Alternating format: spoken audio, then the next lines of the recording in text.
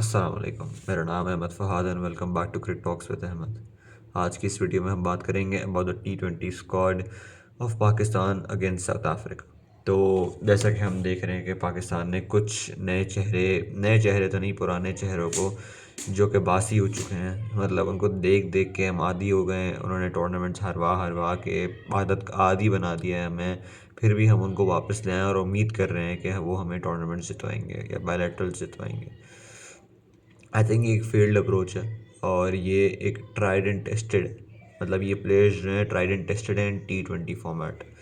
अगर आप बात करें बाबर आजम की, आपने नसीम शाह को वापस ले आए बिना कुछ, मतलब अगर आपको इन प्लेयर्स को वापस ही लाना था तो अगर आपने इनको कोई टास्क दिया था कि भाई आपको इन एरियाज़ के ऊपर काम करना है और आपको इन एरियाज़ को इम्प्रूव करके वापस आना है, तो आई डोंट थिंक कि ऐसी कोई भी चीज़ है कि ये लोग वापस करके लाएं। Naseem Shah, Babar Azam, fitness zero. नसीम शाह की fitness as a fast bowler बहुत बिगड़ी हुई है। मतलब उनका पेट निकला हुआ है। मतलब एज अ फास्ट बॉलर आप पेट निकला हुआ कैसे स्प्रिंट कैसे मारोगे? मतलब आपको हैवी फील नहीं होता आप स्प्रिंट मारते हुए? प्लस बाबर आजम इन 2018-17 अगर आप उनको निकाल के देखें तो उन्होंने इतना मसल गेन नहीं किया जितना उन्होंने फैट गेन किया है। मतलब उनकी आप कंपैरिजन करेंगे 2017 से 2024-25 से आप कंपैरिजन कर लें तो there is a lot of gain in fat. मतलब आपको मसल के अंदर तो इतना ज़्यादा कोई इम्प्रूवमेंट नज़र नहीं आएगी, मतलब मोर और लेस सेम ही होगा। बट जो फैट परसेंटेज होगी बाबर आजम की बहुत ज़्यादा बढ़ गई होगी। मतलब उनकी शर्ट्स आप देख लो तो ऐसा लगता है कि यार he is wearing over size shirts to just छुपाने के लिए कुछ पहन रहे हैं यार, मैं एक्सपोज ना हो जाऊँ in front of the whole world. तो there are lot of problems जो कि अभी फ़िलहाल इस T20 स्क्वाड के अंदर है। तो विदाउट वेस्टिंग टाइम इसका स्क्वाड मैं पढ़ता हूँ। तो the squad starts with Abdul Samad, Babar Azam, Fakhar Zaman, Hasan Nawaz, Sahibzada Farhan, Saim Ayub, Faheem Ashraf, Mohammad Nawaz, Salman Agha, Usman Khan, Abrar Ahmed, Haris Rauf, Mohammad Wasim junior, Naseem Shah, Salman Mirza, Shaheen Afridi, Sufiyan Muqeem, Usman Tariq. So some of these names are in reserve, जैसे कि सुफियान मुकीम, फ़खर जमान और हारिस रऊफ़। ये लोग रिज़र्व के अंदर हैं और मुझे इनकी रिज़र्व में होने की कोई वजह समझ नहीं आ रही है। मतलब Sufiyan Muqeem, I think some time ago in the West Indies series आप निकाल लो, he was your best bowler. मतलब he was amongst your best bowlers. मतलब ही वॉज बॉलिंग ग्रेट। मतलब उसमें आप ट्राई नेशन सीरीज़ भी निकाल लो, in the first few matches जिस तरह सुफियान वकीम बॉल कर रहा था विद पेस विद कंट्रोल, आप सोच भी नहीं सकते थे उसको निकालना। बट एक यूएई वाला मैच आया, एक अफगानिस्तान वाला मैच आया जिसके अंदर उसको मार पड़ी तो आपने उसको निकाल दिया। मतलब how the hell can you give any player confidence with these type of, मतलब with these type of doings. मतलब आप इस तरह कैसे किसी को आप कॉन्फिडेंस दे सकते हो कि यार वो क्या ही कर लेगा अपना, मतलब किस तरह वो, अगर उसकी अच्छी फॉर्म नहीं भी चल रही है ना, तो मतलब आप उसको एक मैच या दो मैच देते हो कि यार फॉर्म में वापस आना है तो आओ, वरना फिर निकलो घर। ऐसा तो कभी भी नहीं होगा। मतलब आपको कम से कम दो सीरीज़ तो देनी पड़ेगी ना यार। आप एक प्लेयर, जैसे कि आपने अभी एक सीरीज़ है, आपने एक स्क्वाड अनाउंस किया फॉर टू सीरीज़, मतलब एक ट्राई नेशन की और एक अगेंस्ट साउथ अफ्रीका की। तो मतलब that was a brilliant move. But आपने जो प्लेयर्स सेलेक्ट किए हैं, there is a question mark on them. उनकी फ़िटनेस के ऊपर, उनके कमबैक्स के ऊपर there is a lot of question marks. तो मतलब आपने उस्मान तारिक को भी ले आए, आप उस्मान खान को भी ले आए। Usman Khan, I think I like the way he plays. थोड़ा सा अग्रेसिव हैं कभी, मतलब थोड़ा सा ना अग्रेसिव भी हैं कभी कभार वो। मतलब उनकी टेक्निक ऐसी नहीं है कि आप उसको एक रिलायबल बैटर समझो, लेकिन जब उनका दिन होगा ना तो वो आपको, मतलब एक मुश्किल पिच के ऊपर वो अनऑर्थोडॉक्स शॉट्स खेल के आपको मैच जितवा सकते हैं, जहाँ तक मैं मानता हूँ इस बात को। Usman Khan is a good addition, but आपने जिसको निकाला है वो मोहम्मद हारिस है। और मोहम्मद हारिस ने यार आपको एशिया कप में, मतलब ही डिडंट, मतलब lived up to our expectations. But उसने इतना बुरा भी नहीं किया था। He got one man of the match against Oman और यूएई समथिंग। तो मतलब जिन प्लेयर्स ने एशिया कप के 4-5 एडिशंस खेल के दो या एक मैन ऑफ द मैच लिया है, जिस प्लेयर ने, सॉरी, बाबर आजम ने, तो आप उनको वापस ला सकते हो, और एक प्लेयर ने जिसने मैन ऑफ द मैच भी लिया हुआ है एशिया कप के अंदर, फिर भी आप उसको बाहर निकाल रहे हो। आई डोंट थिंक कि आप ये एक वाइज डिसीजन है। और आपको आई थिंक उनको कहना चाहिए था कि यार ये आप फर्स्ट क्लास क्रिकेट खेलो, लेकिन first class cricket also employs to Saim Ayub and Hasan Nawaz, उनको भी खेलनी चाहिए थी। अगर ये आप बोलना चाह रहे हो तो फिर इन दोनों के ऊपर भी एप्लीकेबल होनी चाहिए थी ये चीज़। लेकिन आई डोंट थिंक कि ये एक फर्स्ट क्लास की वजह है, आई थिंक ये पर्सनल ग्रज है जो कि हारिस से निकाला जा रहा है। उसके बहुत सारे पॉडकास्ट, उसके इंटरव्यूज़, बहुत सारी इन सब चीज़ों को रिफ्लेक्ट करती हैं। मतलब उसके exclusion from the squad, his podcast, his interviews reflects all of this. So I think Mohammad Haris is a bad exclusion. He should have been in the squad, or he would have been a valuable addition to the squad. Nothing against Usman Khan, but I think Mohammad Haris is a good option. और I think कि वो आपका T20 का leader भी बन सकता है किसी पॉइंट पे जाके, क्योंकि आपने देखा है कि आपने उसको शाहीन की कैप्टनसी भी दी हुई थी कुछ टाइम पहले, पाकिस्तान शाहीन्स की। तो दिस शोज़ कि यार आप उसके ऊपर फेथ दिखा रहे थे। तो मतलब व्हाट जस्ट हैपेंड कि आपने उसको स्क्वाड से ड्रॉप कर दिया। मतलब जिसको आप एक future prospect as a captain देख रहे हो, और आप उसको फिर स्क्वाड से भी एक्सक्लूड कर रहे हो, तो आपकी प्लानिंग के अंदर कोई मसला है सर।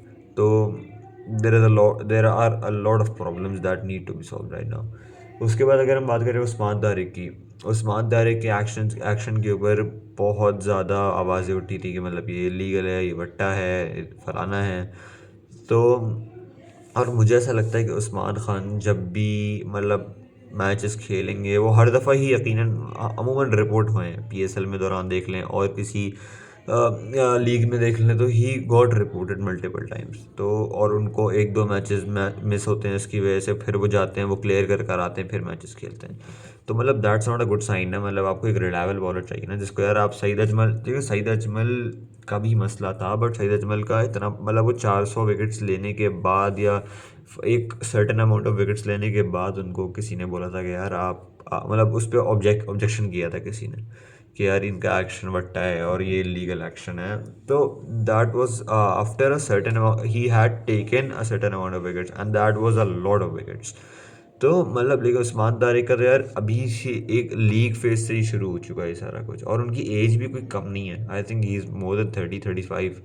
सो उस्मान तारिक की एक इंक्लूजन की उम्र ये काफ़ी बड़ा क्वेश्चन मार्क है।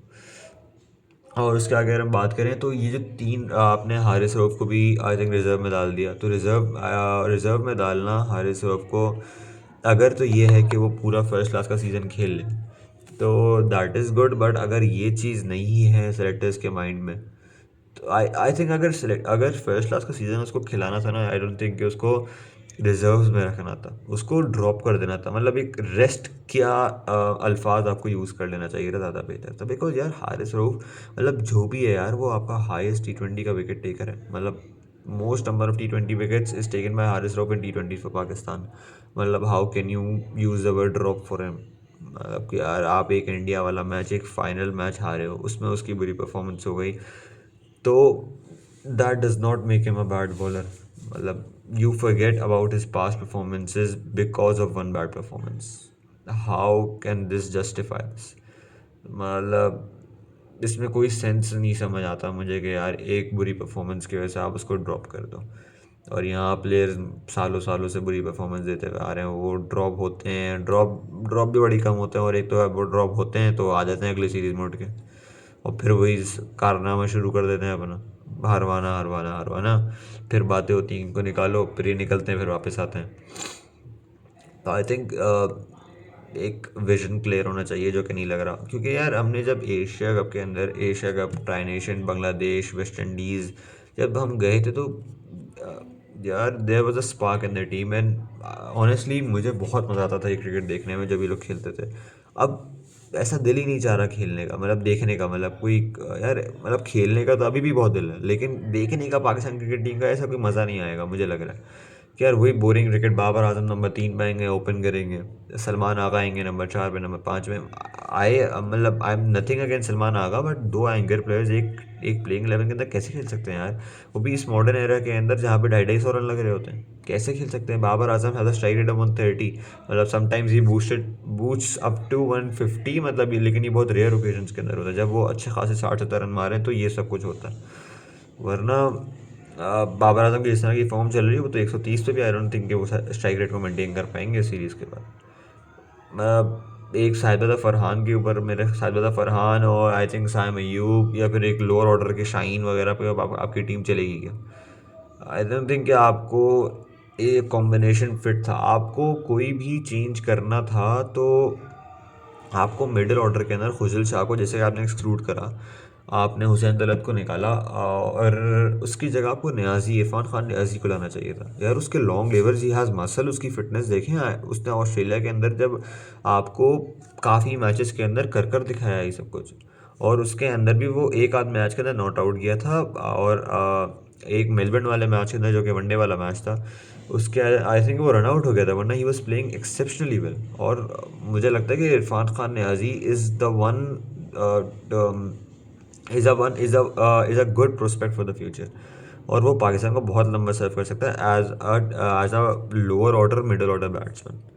और आई थिंक अगर वो अपनी बॉलिंग पे काम करे तो ही, मतलब ही bowled couple of overs in the New Zealand series, in the ODI series, और वो बहुत अच्छे लगे थे। मतलब there was a spark in his bowling, यार ये अगर ये इम्प्रूव करेगा तो ही could become a Mitchell Marsh type bowler, मतलब मिचेल मार्श या फिर दुबई से ऊपर, और मिचेल मार्श जितना ही बॉलर तकरीबन बन सकता है। तो मतलब देयर वाज समथिंग ना कि आप इस पे एक चांस ले सकते थे आप भी ना, कि आप न्याजी को आप रखते, और न्याजी अभी नहीं तो अगली अगली अगली सीरीज़ के अंदर या उससे अगली सीरीज़ के अंदर आएगा ही आएगा। आप न्याजी जैसे बैट्समैन को बाहर रख नहीं सकते ज़्यादा देर तक, क्योंकि आपकी टीम में ऐसा कोई है नहीं लोअर ऑर्डर का हिटर। कौन है?